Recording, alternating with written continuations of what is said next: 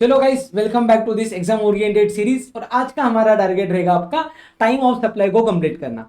बहुत ही simple chapter है गाइस, सिर्फ 3 सेक्शंस हम लोगों को यहाँ पे पढ़ने के। तो चलो बिना टाइम वेस्ट किए हम लोग स्टार्ट करने जाते हैं आपका टाइम ऑफ सप्लाई। तो सबसे पहले हम लोग पढ़ेंगे सेक्शन 12, जो किसकी बात करता है, time of supply of goods के बारे में बात करता है। 12(1) क्या बोलता है कि भैया अगर आपको time of supply of goods निकालना है ना, तो आप फॉलो करना जो हमने 12(2) से लेके 12(6) के अंदर बोला हुआ है, आप लोग उसको फॉलो करो। ऐसा कौन बोल रहा है? 12(2) बोल रहा है। ठीक है, कोई बात नहीं।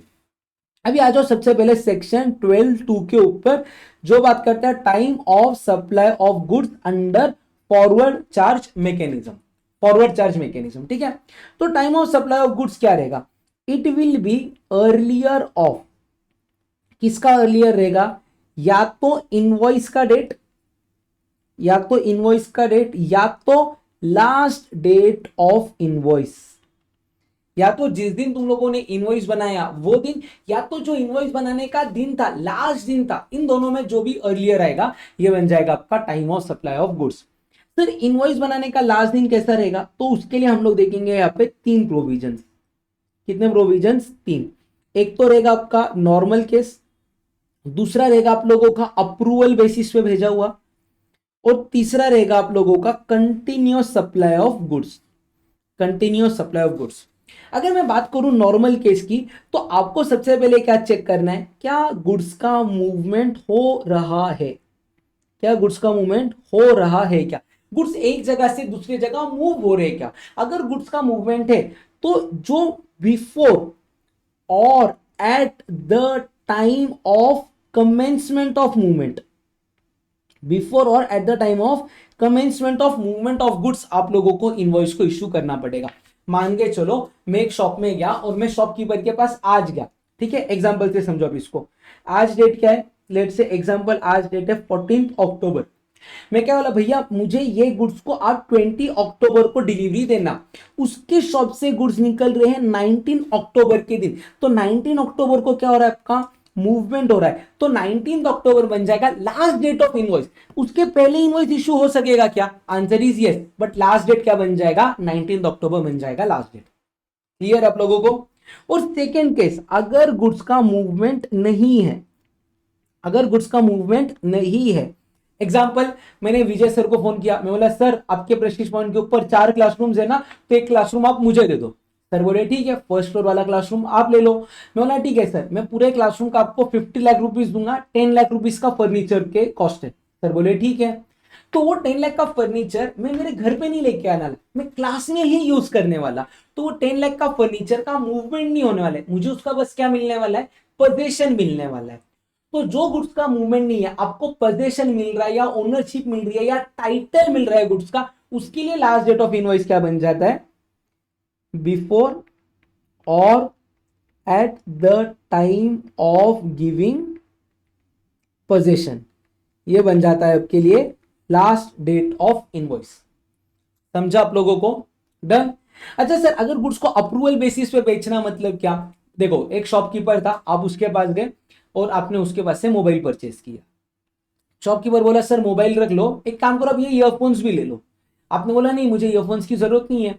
बोला सर एक काम करो ना, आप रख लो, आप यूज करो, पसंद आया तो रख लेना वरना मुझे रिटर्न दे देना। तो यहाँ पे रिटर्न देने की भी प्रोबेबिलिटी है। तो ये ईयरफोन्स के लिए लास्ट डेट ऑफ इनवॉइस क्या रहेगा? तो it will be earlier of, it will be earlier of, सबसे पहले डेट ऑफ सप्लाई। अच्छा अभी ना इसको समझ के लो, ये ना मैं आपके एग्जाम ओरिएंटेड पॉइंट्स लिखवा के दे रहा हूं। डेट ऑफ सप्लाई यानी कि क्या? वो जो कस्टमर है ना, उसने 1 महीने बाद बोल दिया कि ठीक है मुझे ईयरफोन्स पसंद आए तो ये ईयरफोन्स में रख लेता हूं। तो वो 1 महीने वाला दिन, या तो यहाँ पे मैक्सिमम कितना टाइम दिया गया हुआ है? 6 months from removal date. Maximum यानी कि इनवॉइस कितने टाइम के अंदर इशू होना चाहिए? Within 6 months from the date of removal of goods. ठीक है। और अगर कंटिन्यूस सप्लाई ऑफ गुड्स की बात करूं, तो देखो अगर आप लोगों के घर पे दूध वाला आता रहेगा दूध देने, तो वो डेली आप लोगों को दूध देके जा रहा है, बट वो डेली बेसिस पे आप लोगों से पैसा नहीं ले रहा है, क्योंकि वो कंटिन्यूस सप्लाई कर रहे हैं गुड्स का। तो उस केस में लास्ट डेट ऑफ इनवॉइस क्या बन जाएगा आपका? वो बन जाएगा डेट ऑफ सक्सेसिव स्टेटमेंट, जिस दिन वो हिसाब कर रहा है और जिस दिन उसको क्या मिल रहा है? पीरियोडिक पेमेंट मिल रहा है। इसमें से जो भी अर्लियर रहेगा वो बन जाएगा लास्ट डेट ऑफ इनवॉइस। ठीक है, तो यहाँ पे देखो अपन ने अभी तक क्या लिखा, सेक्शन 12 बात करता है time of supply of goods, वो क्या रहेगा, अर्लियर ऑफ इनवॉइस का डेट और last date of invoice. Last date of invoice क्या रहेगा, नॉर्मल केस में अगर मूवमेंट है तो मूवमेंट चालू होने तक इनवॉइस आना चाहिए, अगर मूवमेंट नहीं है, अगर मूवमेंट नहीं है तो जिस दिन पोजीशन दे रहे वो लास्ट डेट ऑफ इनवॉइस बन जाएगा। अप्रूवल बेसिस के लिए जब से रिमूवल हुआ है वहां से 6 मंथ्स बन जाएगा, और कंटिन्यू सप्लाई ऑफ गुड्स के लिए जिस दिन सक्सेसिव स्टेटमेंट या पीरियोडिक पेमेंट दे रहे वो बन जाएगा last date of invoice. Clear है? देखो अभी मैं एक पॉइंट लिख रहा, एक नोटिफिकेशन आया था, नोटिफिकेशन नंबर 66/2017, वो बोलता है कि payment date is not relevant for section 12(2), यानी कि आपको पैसा किस दिन मिल रहा वो रेलेवेंट नहीं है time of supply of goods under forward charge mechanism determine करने के लिए for person registered under GST other than section 10%, यानी कि कॉम्पोजिशन वाले स्कीम वाले बंदे को छोड़ दो, बाकी के पर्सन्स को अगर वो सप्लाई ऑफ गुड्स कर रहे तो एडवांस में पैसा मिला तो उसके ऊपर टैक्स पे करने का जरूरत नहीं है। ये था ये वाला नोटिफिकेशन नंबर। क्लियर है? चलो ओके, फिर अगले सेक्शन में आते हैं हम लोग, जो कि बात करता है आपका सेक्शन 12(3). 12(3) यहाँ पे लिखा हुआ रहेगा कहीं ना कहीं, एक ही मिनट, पहले ना मैं सारे कंसेप्ट पढ़ा देता हूँ आप लोगों को, फिर मैं उसके एग्जांपल्स भी करवा दूंगा। 12(3) आरसीएम में क्या बोलता है? अच्छा, आरसीएम यानी कि लाइबिलिटी टू पे टैक्स, ये किसके ऊपर है? रेसिपिएंट के ऊपर है। किसके ऊपर है? रेसिपिएंट के लिए। तो इस केस में time of supply will be earlier of, जिस दिन आपको गुड्स मिल रहे, यानी कि date of receipt of goods आ गया, या तो जिस दिन आप लोगों ने पेमेंट किया, आपने पेमेंट किया, देखो आप रेसिपिएंट हो, आप पेमेंट कर रहे हो, आप ही को गवर्नमेंट को टैक्स देना है, तो जिस दिन आपने क्या किया, पेमेंट किया। अच्छा, पेमेंट किधर किया? या तो बुक्स ऑफ अकाउंट्स में किया, या तो बैंक में से डेबिट हुआ, विच एवर इज अर्लियर, या तो जो आपके सप्लायर ने आपको कोई भी डॉक्यूमेंट इशू किया रहेगा, हो सकता वो इनवॉइस हो, या हो सकता वो और कोई भी नाम से डॉक्यूमेंट इशू किया हो, वहां से 31st डे, वहां से कौन सा दिन? 31st डे, इनमें का जो भी अर्लियर रहेगा वो बन जाएगा आपके लिए time of supply of goods RCM के लिए। ऑब्वियस है, time of supply of goods RCM में क्या रहेगा? या तो जिस दिन आपको गुड्स मिले, या तो जिस दिन आपने पेमेंट किया बुक्स ऑफ अकाउंट्स में से या बैंक में से, विच एवर इज अर्लियर, या तो जिस दिन सप्लायर ने आपको कोई भी डॉक्यूमेंट इशू किया, वो डॉक्यूमेंट डेट के बाद वाला 31st डे, ये बन जाएगा आपके लिए time of supply of goods RCM के लिए। बट अगर सर इसके हिसाब से भी आप time of supply of goods determine नहीं कर पाए तो टेंशन लो मत, आप किसी ना किसी दिन तो परचेस का एंट्री पास करोगे बुक्स ऑफ अकाउंट्स में। परचेस का एंट्री कहां पे पास करोगे? बुक्स ऑफ अकाउंट्स में, तो वो दिन बन जाएगा आपका time of supply of goods for RCM. Clear है ये वाला पॉइंट? डन। चलो फिर अगला पॉइंट आता है आपका 12(4). देखो ध्यान से, मैं ना रिपीट नहीं करूंगा क्योंकि ये section 13(4) and 12(4) word to word same है, वर्ड टू वर्ड सेम है, खाली यहाँ पे 12 लेना, अपन अभी सेक्शन 12 पढ़ रहे हैं ना, तो इधर गुड्स है, और जब अपन 13 पढ़ेंगे तब वर्ड क्या है? सर्विस। तो मैं दो बार नहीं समझाऊंगा, मैं एक ही बार एक्सप्लेन करूंगा आप लोगों को, ठीक है? ध्यान से सुनना। अगर आप लोग वाउचर की बात कर रहे हो, कोई भी वाउचर की बात कर रहे हो, अच्छा सबसे पहले वाउचर का क्या मतलब है? वाउचर एक ऐसा फाइनेंशियल इंस्ट्रूमेंट है जिसको तुम लोग रिडीम कर सकते हो अगेंस्ट अ पर्टिकुलर गुड्स और सर्विसेज। तो वाउचर के केस में टाइम ऑफ सप्लाई क्या रहता है? तो सबसे पहले ये देखो कि जब वाउचर इशू हुआ था ना, क्या वो वाउचर से आप सप्लाई को आइडेंटिफाई कर सकते हो क्या? फॉर एग्जाम्पल देखो, अगर मैंने आपको एक 10,000 रुपीज का बिग बाजार का वाउचर दिया, 10,000 का बिग बाजार का वाउचर दिया, अब बिग बाजार में से कुछ भी खरीद सकते हो, फूड आइटम ले सकते हो, क्लॉथ आइटम ले सकते हो, इलेक्ट्रॉनिक आइटम ले सकते हो, कपड़े ले सकते हो, या तो और कुछ कॉस्मेटिक चीजें ले सकते हो, कुछ भी ले सकते हो। तो ये 10,000 रुपीज कहने से जब बिग बाजार में मैं कर रहा हूं तब ये आइडेंटिफाइबल नहीं है, आइडेंटिफाइबल नहीं है क्योंकि आप कुछ भी ले सकते हो। तो ये वाउचर का टाइम ऑफ सप्लाई रहेगा जिस दिन आप उसको क्या करोगे? रिडीम करोगे, यानी कि वाउचर के बदले जिस दिन आप लोग कोई भी गुड्स और सर्विसेज को खरीदोगे वो बन जाएगा टाइम ऑफ सप्लाई। बट भैया अगर वाउचर आइडेंटिफाइबल है, मैं स्पेसिफिकली बोल रहा कि ये लो 10,000 का वाउचर और इससे नाइकी के शूज खरीदना, तो ये वाउचर स्पेसिफिकली आइडेंटिफाइबल है कि सिर्फ नाइकी के शूज के अगेंस्ट रिडीम होने वाला है।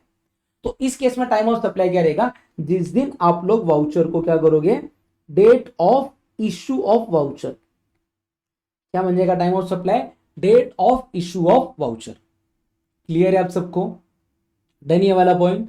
चलो बढ़िया। सेम सेक्शन 13 का है, वाउचर अगर सर्विसेज के लिए तो चेक करो आइडेंटिफाइबल या नॉन आइडेंटिफाइबल है।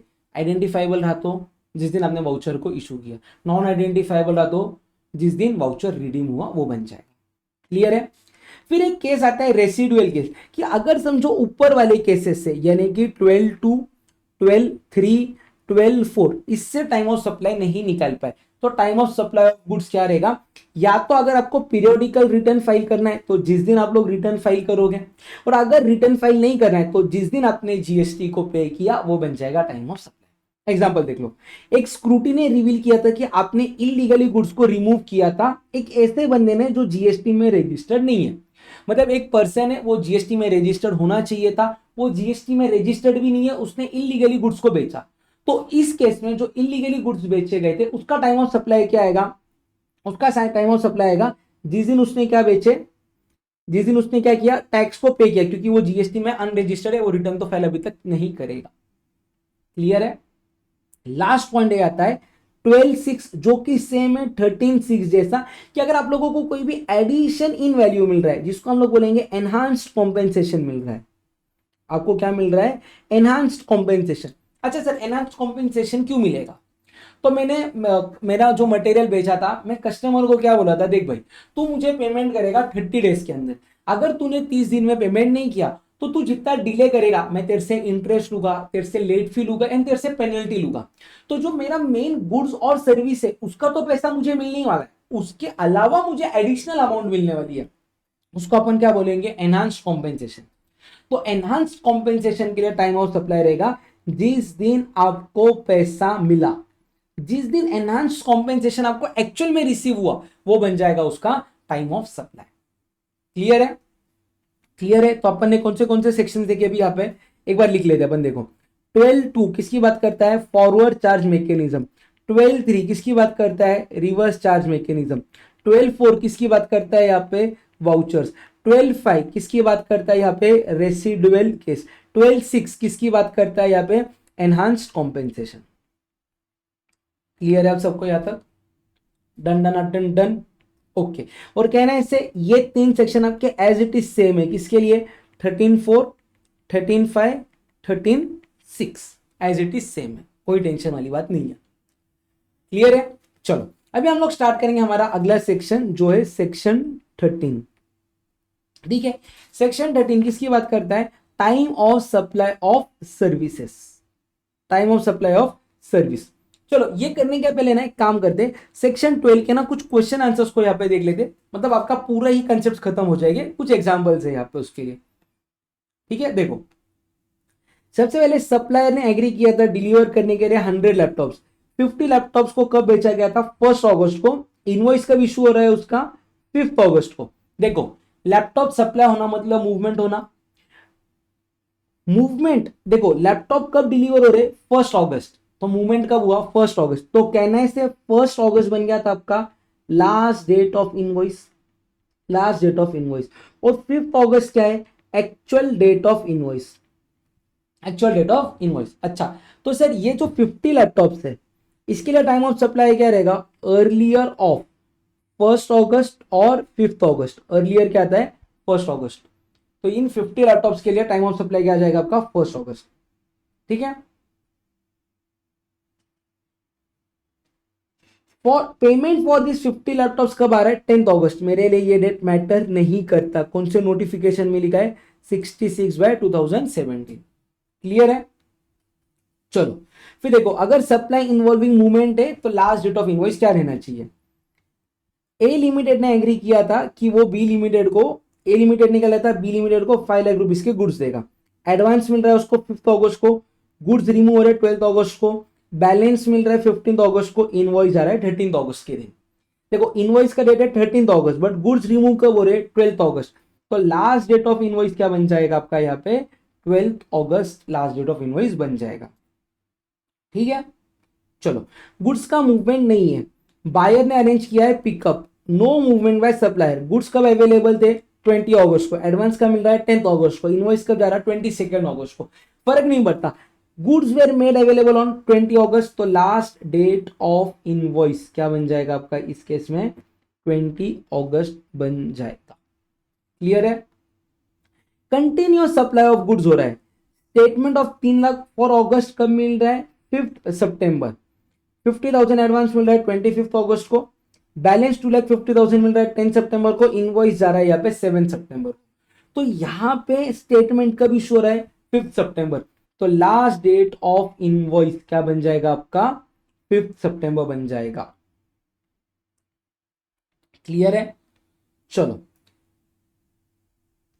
फिर अगला, goods send on approval basis. Goods को अप्रूवल पे कब बेचा था? 1 फेब।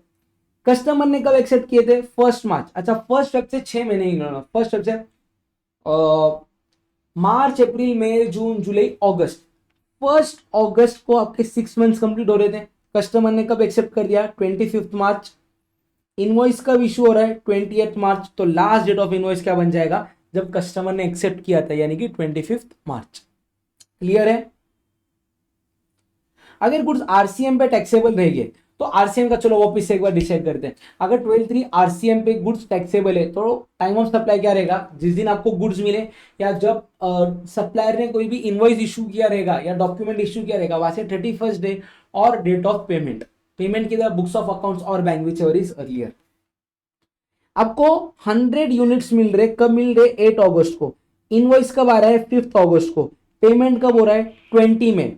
बुक्स ऑफ अकाउंट्स में, बैंक में कब जा रहा है? 19 में। तो गुड्स मिल रहे हैं 8 मई को, पेमेंट हो रहा है आपका 20 में, दूसरा पेमेंट हो रहा है 19 में, तीसरा इनवॉइस है 5 मई का, वहां से 31st डे क्या आएगा? वो 5 जून। इनमें का सबसे अर्लियर क्या आ रहा? 8 में। तो टाइम ऑफ सप्लाई क्या आ जाएगा आपका? 8 में आ जाएगा। ठीक है? फिर सनराइज मैन्युफैक्चरिंग लिमिटेड ने परचेस किया था raw material from unregistered agriculturist for business purpose. ये एग्जाम नहीं है, आरसीएम पे टैक्सेबल है। इनवॉइस का डेट है 2 अगस्त। मेरे को इनवॉइस के डेट से लेना देना ही नहीं है, वहां से 31st डे मेरे लिए मैटर करता, जो कि आएगा 2 सितंबर। गुड्स कब आ रहे? 6 अगस्त। पेमेंट हो रहा है 30 अगस्त। बुक्स ऑफ अकाउंट में हो रहा है 1 सितंबर। अर्लियर क्या आ रहा मेरा? गुड्स रिसीव होना, यानी कि 6 अगस्त, है ना? तो टाइम ऑफ सप्लाई क्या आएगा आपका? ये गलत हो गया यहाँ पे। टाइम ऑफ सप्लाई क्या आएगा आपका यहाँ पे? 6 अगस्त। टाइम ऑफ सप्लाई क्या आएगा? 6 अगस्त। ठीक है, चलो, डन है यहां तक। फिर ये रेसिडुअल केस वगैरह मैंने आप लोगों को ऑलरेडी बता दिया है। अभी आते हैं सेक्शन 13 के अंदर, जो कि बात किसकी करेगा? Time of supply of services. चलो स्टार्ट करेंगे।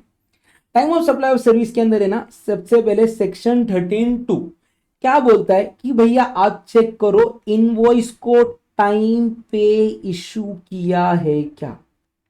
इनवॉइस को टाइम पे इशू किया है क्या, ये सबसे पहले आपको देखना है। इसके 2 आंसर आएंगे, यस, नो, और अकॉर्डिंगली आपका आंसर चेंज हो जाएगा। तो आपको सबसे पहले ना यहाँ पे ये प्रोविजन तो बाद में समझेंगे, ये देखना जरूरी है कि सर इनवॉइस टाइम पे इशू होना मतलब क्या। क्या देखना है अपने को? सर इनवॉइस टाइम पे इशू होना मतलब क्या, इनवॉइस का लास्ट डेट क्या है, ये आपके लिए सबसे इंपॉर्टेंट है जानना। तो देखो, इनवॉइस का लास्ट डेट अपन यहीं पे देख लेंगे। अगर ये नॉर्मल सप्लाई ऑफ सर्विस है, कौन सा? ये नॉर्मल सप्लाई ऑफ सर्विस, तो जब से आपका सप्लाई हो गया वहां से 30 डेज के अंदर इनवॉइस इशू होना चाहिए। कितने दिन के अंदर इनवॉइस इशू होना चाहिए? यहाँ पे 30 डेज के अंदर इनवॉइस इशू होना चाहिए। मतलब मान लो कि एक ऑडिटर ने अपना ऑडिट रिपोर्ट साइन करके दिया है, लेट्स से 5 अक्टूबर के दिन, तो यहाँ पे इनवॉइस यहां से जितने, कौन सा दिन देखोगे आप लोग? 30 डेज। अच्छा, अक्टूबर में कितने दिन रहते हैं? 31। तो अक्टूबर के आपके पास 26 और नवंबर के 4, तो 4 नवंबर तक आपका इनवॉइस इशू हो जाना चाहिए। ठीक है? बैंक, एनबीएफसी, फाइनेंशियल इंस्टीट्यूशन और इंश्योरेंस कंपनी के लिए टाइम दिया गया है 45 डेज का। ठीक है? दूसरा पॉइंट आता है कि अगर आपका सेसेशन हो रहा है सप्लाई ऑफ सर्विस, सेसेशन यानी कि क्या? सर्विस कंप्लीट नहीं हुई है, आपने बीच में से सर्विसेज को रुका दिया। फॉर एग्जांपल समझो, मैंने एक पेंटर को क्या बोला था कि भाई ये मेरी 4 वॉल्स है, तू ये 4 वॉल्स को पेंट कर, मैं तुझे इसका 40,000 रुपीज पे करूंगा। But due to some reason क्या हो गया ना, उसने ये एक वॉल को तो पेंट कर दिया, बट मैंने उसका ना मतलब मुझे उसका काम पसंद नहीं आया। मैं बोला एक काम करना भाई, तू आज ये काम को स्टॉप कर दे, काम कंप्लीट हुआ नहीं है, काम बीच में से रुकाया गया हुआ है। तो ये बंदा क्या करेगा, जितना प्रोपोर्शनेट उसने काम किया रहेगा उतने का क्या इशू करेगा, इनवॉइस इशू करेगा। किस दिन इशू करेगा, जिस दिन उसकी सर्विसेज सीज हो रही है। ठीक है। और लास्ट में पॉइंट आता है कि भैया अगर आपने कोई भी सर्विसेज ऐसी ली है जिसके अंदर आपको ही 9(3) या 9(4) में आरसीएम में टैक्स पे करना है। देखो टैक्स किसको पे करना है, रेसिपिएंट को टैक्स पे करना है 9(3) या 9(4) में। तो यहाँ पे रेसिपिएंट को बोल रहे भैया तू है ना, तू इनवॉइस को इशू कर। कितने दिन में इशू करेगा, with in a period of 30 days. With in a period of 30 days, जब से तुझे गुड्स और सर्विसेज मिले हैं वहां से 30 डेज के अंदर तुझे इनवॉइस को इशू करना पड़ेगा। क्लियर है ये वाला पॉइंट। फिर एक पॉइंट आता है कंटिन्यूअस सप्लाई ऑफ सर्विस। अच्छा, कंटिन्यूअस सप्लाई ऑफ सर्विस का क्या मतलब है कि आपने कोई भी एक कॉन्ट्रैक्ट किया है for a period exceeding 3 months. For a period exceeding 3 months का आपने कॉन्ट्रैक्ट किया हुआ है। जैसे कि एक एग्जांपल से समझो, मैंने एक इंटीरियर डिजाइनर से कॉन्ट्रैक्ट किया है मेरे 6 फ्लोर का अपार्ट 6 फ्लोर की बिल्डिंग बनाने के लिए। 6 फ्लोर की क्या बनाने के लिए, बिल्डिंग। इसका प्राइस कितना है, 6 करोड़ रुपीस हमारा कॉन्ट्रैक्ट का वैल्यू है। ठीक है। अभी कॉन्ट्रैक्ट में क्लियरली लिखा हुआ है ये काम आप लोग करोगे 12 मंथ्स के अंदर। ठीक है। हर महीने में क्या करूंगा, आपको 5th of every month, 5th of every month मैं आप लोगों को क्या ना पेमेंट करूंगा। कितने रुपीस का, 50 लाख। यानी कि कॉन्ट्रैक्ट के अंदर पेमेंट का डेट मेंशन्ड है। ठीक है। मैं उनको क्या लगता है, देखो सर मैंने आपको मई महीने का पेमेंट कब दूंगा, 5th जून के दिन दूंगा। तो 5th जून बन जाएगा last date of invoice for ₹50 lakh. देखो उसको पेमेंट अगर 6 जून के दिन मिला, पेमेंट कब मिला, 6 June, but last date of invoice क्या बन जाएगा, 5th जून। वो एक्चुअल में इनवॉइस कब इशू कर रहा मैटर नहीं करता, लास्ट डेट ऑफ इनवॉइस क्या बन जाएगा, जो पेमेंट का डेट कॉन्ट्रैक्ट के अंदर मेंशन्ड है वो बन जाएगा लास्ट डेट ऑफ इनवॉइस। ठीक है। सर अगर पेमेंट का डेट कॉन्ट्रैक्ट के अंदर मेंशन्ड ही नहीं है तो जिस दिन सप्लायर को पेमेंट मिला, जिस दिन सप्लायर को पेमेंट मिला वो बन जाएगा लास्ट डेट ऑफ इनवॉइस। यानी कि मैं इंटीरियर डिजाइनर को क्या बोला, मेरा 6 फ्लोर का बिल्डिंग है तू बना, बोले ठीक है मैं चालू करता। वो मेरे पास आया 14 मई के दिन, बोला 1 करोड़ रुपए चाहिए, मैंने उसको 1 करोड़ रुपए दे दिए। तो 14 में बन जाएगा time of supply, sorry last date of invoice for 1 crore. वो वापिस से आया मेरे पास 22 मई के दिन और बोला अभी मुझे 20 लाख रुपए चाहिए। तो सेकंड में बन जाएगा time of supply, sorry last date of invoice for how many rupees, 20 lakh rupees. समझा क्या, क्लियर है यहां तक, क्लियर है क्या, देख लो एक बार सब लोग। चलो डन यहां तक। फिर अगले पॉइंट की तरफ बढ़ेंगे कि अगर कोई भी डेट मेंशन नहीं है बट एक इवेंट को लेके आपने पेमेंट के टर्म्स को डिसाइड किया, यानी कि मैं वो बंदे को क्या बोला था, देख तू एवरी फ्लोर कंप्लीट कर, तू मेरे से 1 करोड़ रुपए लेके जा। उसने क्या किया, 22 मई के दिन 1 फ्लोर कंप्लीट किया। तो 1 फ्लोर कंप्लीट होने का प्रोपोर्शनल वैल्यू कितना आता है, 1 करोड़। तो ये 1 करोड़ का टाइम ऑफ सप्लाई क्या बन जाएगा, 22 में बन जाएगा। क्लियर है आप सबको यहां तक, क्लियर है। तो insurance company, banking company, financial institution या टेलीकॉम को सेकंड ऑप्शन दिया गया हुआ है कि अगर तुम लोग कोई भी ट्रांजैक्शन कर रहे हो बिटवीन डिस्टिंक्ट पर्सन, मतलब अगर आपस में ट्रांजैक्शन कर रहे हो तो उसका इनवॉइस आप लोग कब तक इशू कर सकते हो, before the expiry of the quarter. यानी कि समझो एक बैंक है जिसका पुणे में एक ऑफिस है और गुजरात में एक ऑफिस है। पुणे वाले ने गुजरात को सर्विसेज दी, कब सर्विस दी, 14 अक्टूबर 2025। ये क्वार्टर कब एंड होने वाला है आपका, 31 दिसंबर 25। ये बन जाएगा आपका लास्ट डेट ऑफ इनवॉइस। ऐसा एक प्रोविजन है सिर्फ किसके लिए, बैंक, फाइनेंशियल इंस्टीट्यूशन, एनबीएफसी और इंश्योरेंस कंपनी। क्लियर आप सबको यहां तक, क्लियर है क्या। तो अभी यहाँ पे आ जाओ मेन चार्ट के अंदर। तो सबसे पहले time of supply of service, क्या क्वेश्चन पूछ रहा है आप लोगों को, क्या आपने इनवॉइस को टाइम पे इशू किया, अगर हाँ तो जिस दिन इनवॉइस इशू किया या जिस दिन आपको पेमेंट मिला, पेमेंट किधर मिला, आपके बुक्स ऑफ अकाउंट्स में या आपके बैंक में क्रेडिट हुआ, विच एवर इज अर्लियर बन जाएगा आपके लिए time of supply of service. और अगर आपने इनवॉइस को टाइम पे इशू नहीं किया तो जो date of provision of service था, यानी कि जिस दिन आपकी सर्विस कंप्लीट हुई थी वो दिन, या जिस दिन आपने पेमेंट रिकॉर्ड किया बुक्स ऑफ अकाउंट्स में या आपके बैंक में क्रेडिट हुआ, विच एवर इज अर्लियर बन जाएगा आपका time of supply of service. ठीक है, अगर time of supply of service इससे डिटरमाइन नहीं कर पाए आप लोग, तो जिस दिन आप लोगों ने बुक्स ऑफ अकाउंट्स में एंट्री पास किया था वो बन जाएगा आपका लास्ट डेट ऑफ इनवॉइस। ठीक है, अभी इसी के अंदर है ना एक छोटा सा मैं आप लोगों को ये पॉइंट बता देता हूं, देखो ध्यान से, एक एग्जांपल को देखो। एबीसी एक जीएसटी रजिस्टर्ड कंसल्टेंसी फर्म थी, उसने क्या बोला था, हम आपको मैनेजमेंट कंसल्टेंसी सर्विसेज देंगे 5 लाख रुपीस की। सर्विसेज कब देंगे हम लोग, 1 सितंबर को, और इनवॉइस कब इशू हो गया उसको, पूरे अमाउंट का उसी दिन। अच्छा देखो ध्यान से, सर्विसेज कब दिए गए थे यहाँ पे, 1 सितंबर 2025, अमाउंट कितना है 5 लाख। तो कहना है इसे यही 1 सितंबर क्या बन जाएगा, लास्ट डेट ऑफ इनवॉइस, यही सितंबर क्या बन जाएगा last date of invoice. But यहाँ पे ना 2 लाख रुपीस का एडवांस आ रहा है 15 अगस्त को, 15 अगस्त को क्या आ रहा है एडवांस आ रहा है, कितने रुपीस का एडवांस आ रहा है 2 लाख। तो भैया ये 2 लाख के लिए इनवॉइस का डेट क्या है 1 सितंबर, इनवॉइस का डेट क्या है 1 सितंबर, बट पेमेंट कब मिल रहा है 15 अगस्त, अर्लियर क्या आता है 15 अगस्त। तो 2 लाख रुपीस के लिए टाइम ऑफ सप्लाई आ जाएगा आपका 15 अगस्त। कितना अमाउंट बच रहा है अभी 3 लाख, 3 लाख का इनवॉइस कब आ रहा है 1 सितंबर, तो ये बन जाएगा इसके लिए टाइम ऑफ सप्लाई। समझा क्या, समझा। और अगर समझो आप लोगों को एडवांस में 1000 रुपीज तक पेमेंट मिल रहा है, लेट से मेरा पोस्टपेड सिम कार्ड था, 600 रुपीज बिल आ गया था, मैंने 1000 रुपीज पे कर दिए, एडवांस में कितना पे किया 400, तो सप्लायर के पास ऑप्शन है इसको एडवांस के ऊपर टैक्स पे करो, या तो इसको इनवॉइस अगले इनवॉइस में जब इसको एडजस्ट करेंगे उसके हिसाब से टैक्स पे करो, विच एवर इज अर्लियर। समझा क्या, क्लियर है। चलो फिर अगला एक पॉइंट आता है national highway authority of India, NHAI। National highway of authority of India क्या करता है ना, अपने रोड कंस्ट्रक्शन के काम का कॉन्ट्रैक्ट देता है बाकी के लोगों को। वो कॉन्ट्रैक्ट का टाइम ऑफ सप्लाई क्या आएगा, वो यहाँ पे क्वेश्चन था। तो सीधी बात है, ये कॉन्ट्रैक्ट को है ना कंटिन्यूस सप्लाई ऑफ सर्विस मानना, उसके हिसाब से टाइम ऑफ सप्लाई को डिटरमाइन करो। मतलब अगर यहाँ पे देखो, अगर यहाँ पे बोला हुआ है कॉन्ट्रैक्ट के अंदर डेट मेंशन्ड है, कॉन्ट्रैक्ट के अंदर क्या मेंशन है, डेट मेंशन है पेमेंट का, तो वो डेट बन जाएगा लास्ट डेट ऑफ इनवॉइस। अगर डेट मेंशन नहीं है तो जिस दिन उसको पेमेंट मिला वो बन जाएगा लास्ट डेट ऑफ इनवॉइस। और अगर payment is link to completion of event, मतलब उनको बोला था कि अगर तुम एवरी 3 किलोमीटर कंप्लीट करोगे तब हम तुम्हें पेमेंट देंगे, तो जब 3 किलोमीटर बन जाएंगे यानी कि date of completion of event, वो बन जाएगा आपके लिए last date of invoice. Clear है ये वाला पॉइंट, क्लियर है क्या।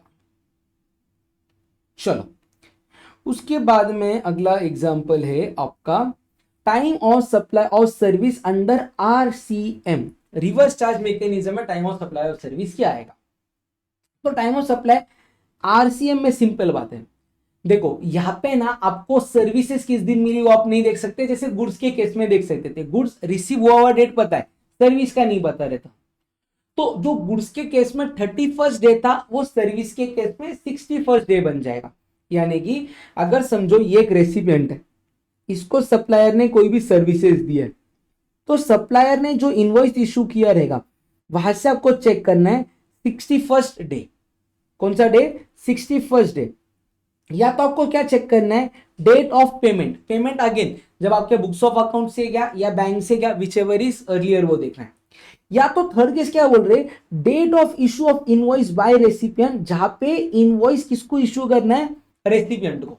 अगर समझो इनवॉइस रेसिपिएंट को इशू करना है तो जिस दिन उसने इनवॉइस इशू किया वो दिन, विच एवर इज अर्लियर बन जाएगा आपका time of supply of services under RCM। Clear है। और भैया अगर आप लोग इसके थ्रू नहीं कर पाए तो जिस दिन एंट्री करोगे बुक्स ऑफ अकाउंट्स में वो बन जाएगा, वो क्या बन जाएगा time of supply of service.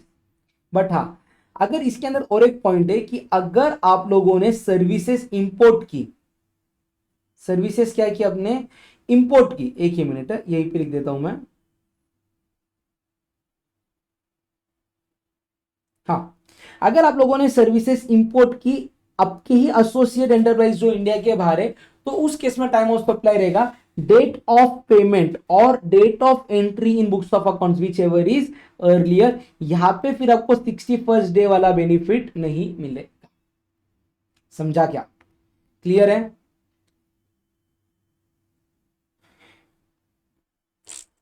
चलो, फिर ये वाउचर्स अपना ऑलरेडी हो चुका है, रेसिडुअल केस अपना ऑलरेडी हो चुका है, एनहांस कॉम्पेंसेशन अपना ऑलरेडी हो चुका है। Done done done done. अभी आता है section 14, change in rate of tax. Change in rate of tax सिर्फ 6 एग्जांपल्स रहेंगे, एग्जांपल्स को समझ के लो, एकदम फटाफट सारे पॉइंट्स हो जाएंगे। ठीक है, देखो यहां पे ना, देखो अभी ये मैं लिख रहा हूं change in effective rate of tax, CERT। ठीक है, अभी ध्यान से समझना है एक एक एग्जांपल को। यहां पे ना आपका सप्लाई हो गया, यहां पे सप्लाई हो गया, लेट से आपका चेंज इन रेट हो रहा है और 1 अक्टूबर 2025 से। इसके पहले रेट लगता था 12%, इसके बाद में रेट लग रहा है 18%। ठीक है, आपका सप्लाई यहां पे हो गया, आपने यहां पे इनवॉइस इशू कर दिया और आपको यहां पे क्या मिल रहा है? पेमेंट। तो सबसे पहला टाइम ऑफ सप्लाई क्या आएगा? तो इस केस में आपको क्या करना है, ये देखना है कि दो इवेंट्स कहां पे हो रहे हैं। दो इवेंट्स कहां पे हो रहे हैं? दो इवेंट्स मुझे बताओ इस केस में किधर हो रहे हैं? रेट चेंज होने के पहले। तो यहां पे लगेगा आपका ओल्ड रेट। कौन सा रेट लगेगा? Old rate. और टाइम ऑफ सप्लाई क्या रहेगा? वो हमेशा रहेगा अर्लियर ऑफ इनवॉइस डेट और पेमेंट डेट। इनवॉइस डेट और पेमेंट डेट। तो यहां पे ओल्ड रेट लगेगा, टाइम ऑफ सप्लाई आएगा आपका इनवॉइस का डेट। टाइम ऑफ सप्लाई कौन सा आएगा आपका? इनवॉइस का डेट। ये हो गया केस 1। केस 2 यहां पे अभी समझ के लो, इधर हो रहा है आपका change in effective rate of tax, यहां पे हो रहा है आपका सप्लाई, यहां पे आपको क्या मिल रहा है? पेमेंट। और यहां पे आपका क्या आ रहा है? इनवॉइस। अगेन आप लोग क्या चेक करोगे? दो आइटम्स कहां पे हो रहे हैं? तो कहना है इसे यहां पे दो इवेंट्स आपके रेट चेंज होने के पहले हो रहे हैं। तो आपको कौन सा रेट लगेगा? Old rate. Time of supply क्या आएगा? जिस दिन आपको क्या मिल रहा है? पेमेंट। बराबर। चलो थर्ड केस। थर्ड केस में क्या हो रहा है? यहां पे हो रहा है आपका change in effective rate of tax. यहां पे आपका सप्लाई हो रहा है, बट यहां पे आपका इशू हो रहा है इनवॉइस, और यहां पे इशू हो रहा है आपका पेमेंट। तो कहना है इससे यहां पे मेरे दो इवेंट्स आफ्टर रेट चेंज हो रहे हैं। दो इवेंट्स कब हो रहे हैं? After rate change. तो यहां पे आपको रेट कौन सा लगेगा? न्यू रेट यहां पे आप लोगों को लगेगा। क्लियर है? टाइम ऑफ सप्लाई अगेन क्या आएगा? इन दोनों में जो भी अर्लियर है वो आएगा आपका टाइम ऑफ सप्लाई। इसी का एक्सटेंडेड पार्ट ऐसे समझ के लो, यहाँ पे हो रहा है change in effective rate of tax, यहाँ पे हो रहा है आपका सप्लाई, यहाँ पे आपका पेमेंट आ रहा है, यहाँ पे आपका इनवॉइस आ रहा है। टेक्निकली देखा जाए तो रेट एनीवेज आपको क्या लगने वाला है? न्यू। सिर्फ टाइम ऑफ सप्लाई क्या रहेगा? जिस दिन आपको पेमेंट मिला। क्लियर है? चलो अभी अगले सिचुएशन की तरफ बढ़ते हैं। अगले सिचुएशन में क्या हो रहा है? यहां पे हो रहा है आपका change in effective rate of tax, but यहां पे अभी सप्लाई जो है ना वो बाद में हो रहा है। सप्लाई बाद में हो रहा है, पहले यहां पे इनवॉइस इशू हो गया, यहां पे आपको मिल रहा है पेमेंट। लॉजिक सिंपल है। दो इवेंट्स कब हो रहे? दो इवेंट्स रेट चेंज होने के बाद में, तो आपको कौन सा रेट लगेगा? न्यू रेट लगेगा। न्यू रेट लगेगा। अच्छा, तो इसके अंदर समझो इधर हो रहा है change in effective rate of tax, यहां पे हो रहा है आपका सप्लाई, यहां पे आ रहा है आपका इनवॉइस, यहां पे आ रहा है आपका पेमेंट। तो दो चीजें कब हो रही है? रेट चेंज होने के बाद में आपको कौन सा रेट लगेगा? न्यू रेट लगेगा। थर्ड केस, चलो third case, change in effective rate of tax हो रहा है, सप्लाई बाद में हो रहा है, बट पहले ही आपको क्या मिल गया? पेमेंट। पहले ही आपने क्या इशू कर दिया? इनवॉइस। तो इस केस में कहने से अभी दो इवेंट्स मेरे रेट चेंज होने के पहले हो रहे, तो मुझे रेट कौन सा लगेगा? यहां पे रेट लगेगा ओल्ड रेट। कौन सा लगेगा? Old rate. समझा क्या? क्लियर है? चलो अभी एक पॉइंट इसके अंदर लास्ट वाला अपना बच रहा, जो पेमेंट है, ठीक है। देखो क्या हो गया यहाँ पे, 1 अक्टूबर 2025 को मेरा change in effective rate of tax हो गया। अभी जहां पे भी अपन पेमेंट पढ़ रहे ना, इतनी देर से जहां पे भी अपन पेमेंट पढ़ रहे, तो पेमेंट का क्या मतलब रहता है, payment means earlier of books of accounts, और जिस दिन आपके पास बैंक में आया, विच एवर इज अर्लियर, अपन ये मान के चल रहे, बराबर है। बट यहाँ पे क्या बोल रहे हैं कि समझो 1 अक्टूबर के दिन आपका रेट चेंज हो गया, और यहाँ पे आपने ना 3 अक्टूबर के दिन बुक्स ऑफ अकाउंट्स के अंदर पेमेंट को रिकॉर्ड कर लिया, 3 अक्टूबर को बुक्स ऑफ अकाउंट्स के अंदर पेमेंट को रिकॉर्ड कर लिया। तो क्या बोल रहे कि यहां से ना, यहां से with in 4 working days, 4 working days पैसा किसके अंदर आना चाहिए, बैंक में आना चाहिए। अगर पैसा 4 वर्किंग डेज के अंदर बैंक में आ गया तो हम आपका पेमेंट डेट कंसीडर कर लेंगे, फिर जो भी बुक्स ऑफ अकाउंट में रहेगा हम उसको कंसीडर कर लेंगे। बट अगर पेमेंट आपका आफ्टर 4 वर्किंग डेज आ रहा है, तो हम लोग पेमेंट का वो दिन पकड़ेंगे जो जिस दिन पैसा आपके बैंक अकाउंट में आया। टेंशन लो मत, एग्जांपल से समझा रहा हूं मैं आप लोगों को, ध्यान से देखना। 1 अक्टूबर 2025 के दिन आपका change in effective rate of tax हो रहा। आपने क्या बोला मालूम है क्या, अक्टूबर के दिन जो है ना, सितंबर 30 सितंबर के दिन आपने बोला मेरे बुक्स ऑफ अकाउंट्स के अंदर पैसा आ गया। एक्चुअल में पैसा आ रहा है आपके पास 2 अक्टूबर 2025 के दिन। तो कहने से यहां पे पैसा विद इन 4 वर्किंग डेज आ गया, विद इन 4 वर्किंग डेज आ गया। तो date of receipt of payment क्या माना जाएगा आपका, 30 सितंबर ही माना जाएगा, कोई प्रॉब्लम नहीं।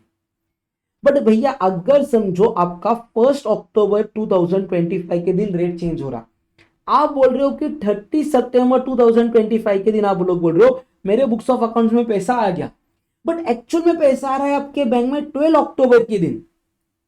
पैसा कब आ रहा है आपके पास, 12 अक्टूबर के दिन, यानी कि यहाँ पे ये पैसा आपके पास आ रहा है आफ्टर 4 वर्किंग डेज। तो आपका जो पेमेंट का दिन है ना, पेमेंट का दिन वो क्या काउंट होगा, यहाँ पे 12 अक्टूबर का दिन काउंट होगा। तो अगर रेट चेंज हो रहा है तो डेट ऑफ पेमेंट वैसे तो बुक्स ऑफ अकाउंट्स और bank which ever is earlier रहता है, बट अगर रेट चेंज हो रहा है तो पैसा बैंक में कितने दिन के अंदर आना चाहिए, आपका 4 वर्किंग डेज में आना चाहिए। ये था हमारा लास्ट पॉइंट जो मैंने आप लोगों को सब इसमें समझा दिया। देखो 3 बातें, इनवॉइस का डेट, सप्लाई का डेट, पेमेंट का डेट। एनी 2 इवेंट्स अगर पहले हो रहे तो ओल्ड रेट लेने का, 2 इवेंट्स अगर any 2 events after change in rate हो रहा है तो कौन सा रेट लेने का, न्यू रेट आप लोगों को यहाँ पे लेना पड़ेगा। और वो बैंक के केस में 4 वर्किंग डेज वाला provision as it is applicable है। क्लियर है क्या आप सभी को, डन डना डन डन। चलो कितना टाइम लग गया हमें, हार्डली 35-36 मिनट्स लग गए, हमारा पूरा टॉपिक यहाँ पे हो चुका है कंप्लीट। और ये अगर एग्जाम में आया ना गाइस, ट्रस्ट में 4 से 5 मार्क इजीली आप लोगों को मिल जाएंगे, ठीक है। चलो अभी आप सभी को मालूम है क्या करना है, मेरे मोटिवेशन के लिए जल्दी से वीडियो को लाइक कर दो, कमेंट कर दो यार, कुछ भी कमेंट करो, वीडियो पसंद आ रहा नहीं आ रहा, डाउट है, क्लियर है, जो भी है सब कमेंट कर दो। और आपके सभी सीएमए स्टूडेंट्स के साथ ये प्लेलिस्ट, ये यूट्यूब चैनल जरूर शेयर करना, क्योंकि उसके ऊपर ढेर सारा आप लोगों को सीएमए का कंटेंट मिलने वाला है। क्लियर है, चलो that's it for the day guys, see you all in next video, bye bye.